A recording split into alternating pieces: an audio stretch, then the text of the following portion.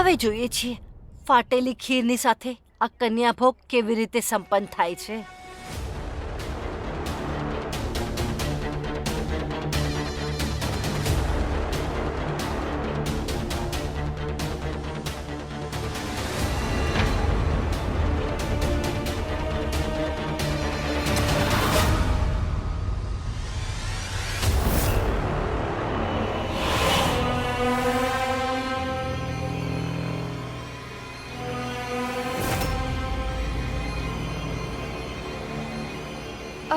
માજી,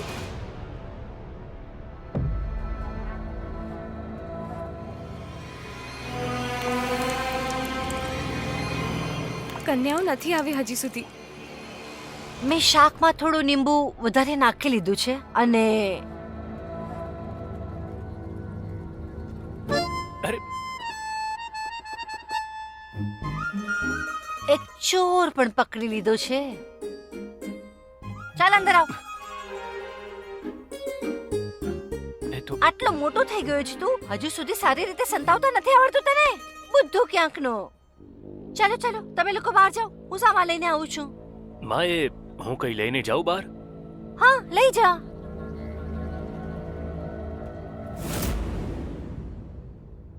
વૈષ્ણવી, એક કામ કર, તું જા, હું આવું છું. જી.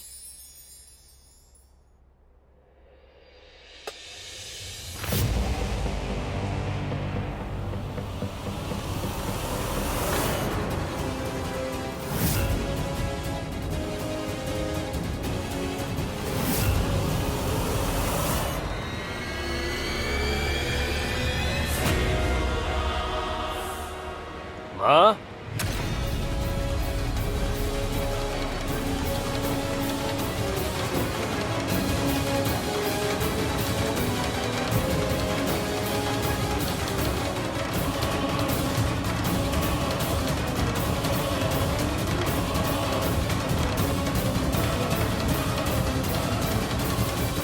માં, તો અહીંયા શું કરી રહ્યો છે? એ ખૂબ વજનદાર છે, હું લઈ લઉં છું, તમે કંઈક બીજું લઈ લો. હા હા લઈ લે, તું લઈને જા.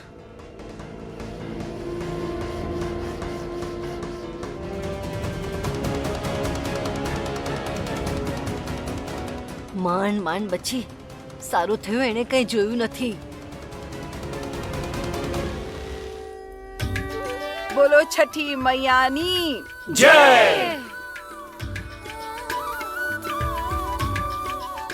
મોટી માલકિન, બધી કન્યાઓ આવી ગઈ. અરે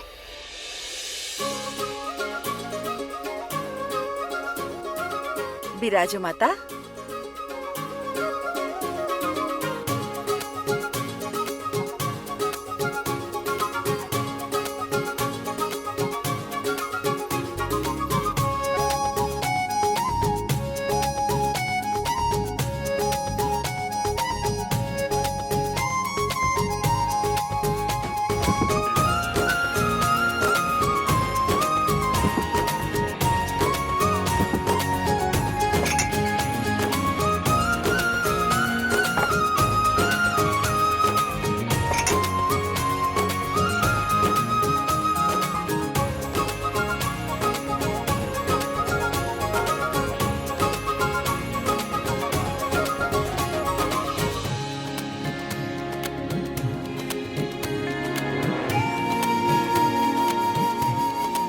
અરે વૈષ્ણવી, પેલા બધાનું મોઢું મીઠું કરાવો.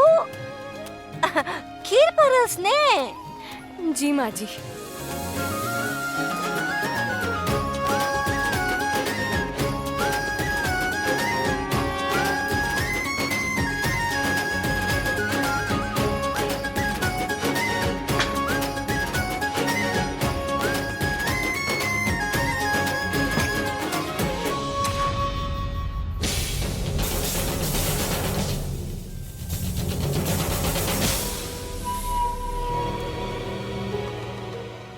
હાય મારી મૈયા, આ ખીર અત્યાર સુધી તો બરાબર હતી, અચાનક ફાટી કેવી રીતે ગઈ?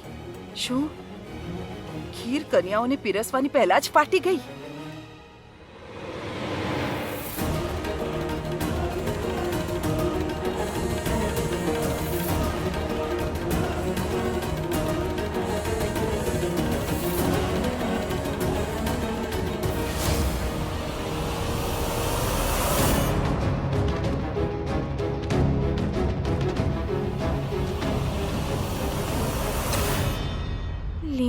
બીંજ આ ક્યાંથી ખીરમાં આવ્યો?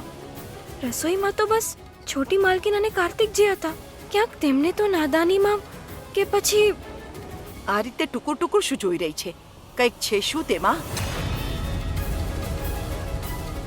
દાદીએ જોઈ લીધું તો કાર્તિક જેને છોટી માલકીન પર શક કરશે નહીં.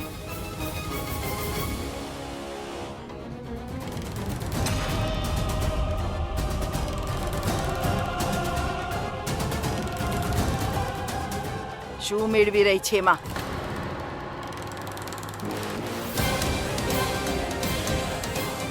મને ખબર છે તે કંઈક તો પડેલું જોયું છે.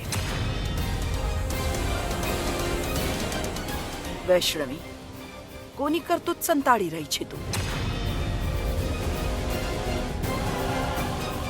ના દાદી, લાગે છે મારી ભૂલના લીધે ખીર ફાટી ગઈ. દીકરા, અમારા ઘરની ગાયનું દૂધ છે આ. આટલા વર્ષોથી આ ઘરમાં આ જ વાપરવામાં આવે છે. ના આજ સુધી આ ફાટ્યું છે ના ખરાબ થયું છે. અને મને એ પણ ખબર છે કે તું બહુ સારી ખીર બનાવે છે.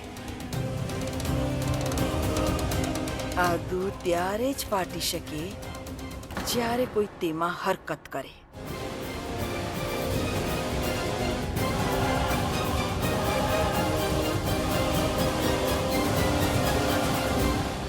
ઉર્મિલા, જી રસોડામાં કોણ ગયું હતું વૈષ્ણવીની પહેલા?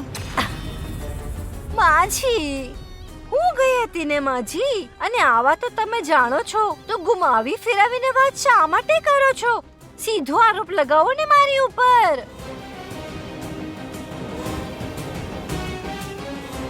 હદ છે ભાઈ, હવે આ ઘરમાં કીડી પણ મળશે તો આરોપ મારી ઉપર જ આવશે.